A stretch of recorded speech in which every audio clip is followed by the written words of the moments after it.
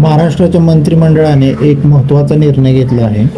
प्रशासकीय कामकाजात गतिमानता आणि सुसूत्रतेसाठी मंत्रालयीन विभागाची पुनर्रचना करण्याचं ठरवलं आहे. यामुळे सध्या अस्तित्वात असलेले 33 प्रशासकीय विभागांची संख्या वाढून आता 45 होणार आहे.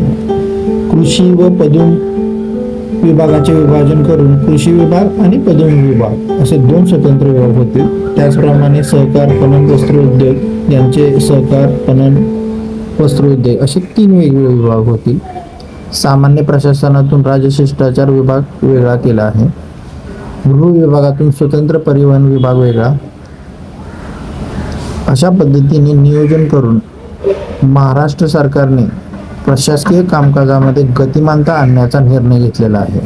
यातून पदसंख्येची वाढ होऊन अतिरिक्त पदसंख्या येत्या काळामध्ये भरली जाईल.